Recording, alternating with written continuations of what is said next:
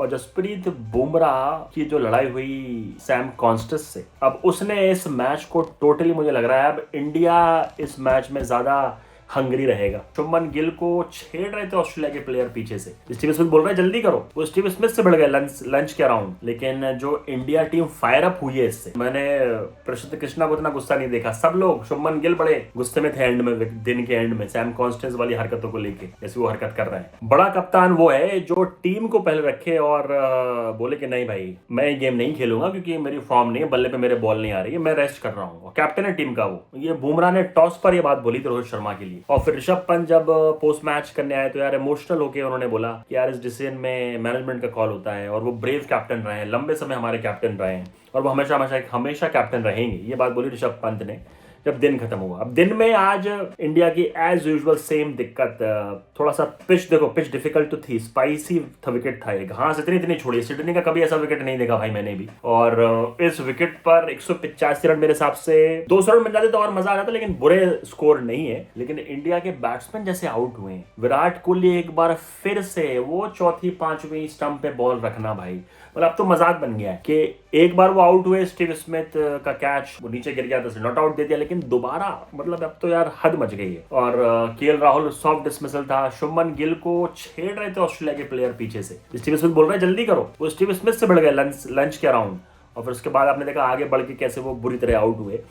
और ये score 200 plus हो सकता था, 200 प्लस, लेकिन ऑस्ट्रेलिया ने कमाल की बॉलिंग करी 185। और ये विकेट बहुत डिफिकल्ट है भाई, इतना ऊपर नीचे हो रहा है। और ऋषभ पंत ने 8-10 बॉलें अपनी बॉडी पे खाई, बाइसेप पे खाई, इतना बड़ा मार्क बन गया। लेकिन दिन का सबसे इंटरेस्टिंग फेज मालूम कब था? जब ऑस्ट्रेलिया बैटिंग करने आई 4-5 ओवरों के लिए और जसप्रीत बुमराह की जो लड़ाई हुई सैम कॉन्स्टेंस से, अब उसने इस मैच को टोटली मुझे लग रहा है अब इंडिया इस मैच में ज्यादा हंगरी रहेगा और ज्यादा आग बरसाएगा। देखना आप ही कल सुबह देखना, क्योंकि आपने एंड में अगर जिसने मैच नहीं देखा हो तो सैम कॉन्स्टेंस फालतू में, ये लड़का 19 साल का टैलेंटेड है, सब ठीक है, लेकिन इसमें ओवर एक्टिंग, उंगली करने का कीड़ा है, हीरो बन रहा है जबरदस्ती का। है कैसे बन रहा है कि भाई उस्मान ख्वाजा को बुमराह रनअप से अपने बोलते हैं भैया जल्दी तैयार हो, मैं रेडियो बॉलिंग करने के लिए, तो ख्वाजा फिर भी तैयार हो रहे होते हैं। तो ख्वाजा और उनकी बात चल रही है बुमराह की रनअप से, बीच में ये लौंडा उंगली करने, हीरो बनना 19 साल का, ये आ गया तो भैया क्यों बोल रहे हो। फिर बुमराह इनके पीछे जो पड़ते हैं तो बोलते भाई तेरे से बात हो रही है, तू जा, मैं उससे बात कर रहा हूँ। उसके बाद जो बुमराह डिलीवरी डालते हैं ख्वाजा को, जो वो आउट करते हैं, और फिर जो बुमराह उनकी तरफ ऐसे जाते हैं चार्ज करके,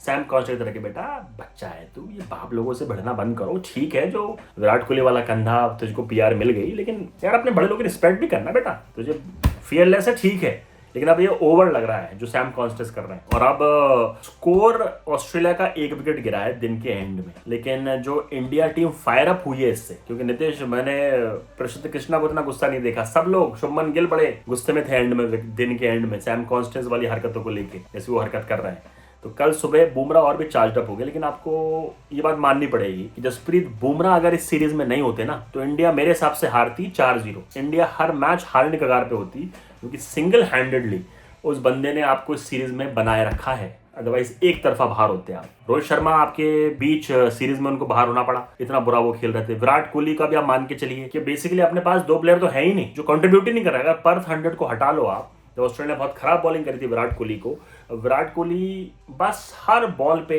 4/5 बॉल पे स्टंप्स के बाहर आउट होना उनके अब सेकंड नेचर बन गया है। और विराट की टेक्निक में भी अब फ्लॉ नजर आ रहा है। देखो अब सचिन तेंदुलकर से आप कंपैरिजन करते हो, तेंदुलकर के पास एक कट शॉट भी था, आप नोटिस करिए। विराट के पास वो कट शॉट नहीं है, अपर कट भी था उनके पास कि ऊपर से कर देते। उनका फेवरेट शॉट ही कवर ड्राइव है, उनका ब्रेड एंड बटर है। वो कवर ड्राइव हटाना वो उनके डीएनए में ऐसा भरा पड़ा है कि अरे जैसी बॉल दिखते हैं कि यार मैं इस पर ड्राइव लगा सकता हूँ, तो उनके हाथ ऑटोमेटिकली बाहर चले जाते हैं बॉडी से। उन्होंने आज भी बहुत कोशिश करी, बहुत पेशेंस दिखाया, बॉल छोड़ते रहे, लेकिन उसके बाद एक बॉल ऐसी आती है कि उनके हाथ बॉडी से दूर जाते हैं। लेजेंडरी प्लेयर है। देखो भैया, हम लोग सूरज को दिया दिखाने समान है विराट कोहली के बारे में बात करना, उनको क्रिटिसाइज करना, लेकिन सच ये है कि आप उठा के 1 साल के उनके डिसमिसल देखिए, इस सीरीज के देख लीजिए, 5 से 6 बार वो पेसर को जो भी आउट हुए हैं हर बॉल ऑफ स्टंप के बाहर। अभी बच्चा जो देख रहा है हिंदुस्तान में, वो मतलब जिन्होंने क्रिकेट कभी खेली ना हो, समझी ना हो, वो समझ जाएंगे विराट कोहली को कैसे आउट करना है भाई। ऑफ स्टंप के बाहर बॉल डालो, 5-6 स्टंप पे अपना विकेट देखिए चले जाएंगे। तो ये बड़ा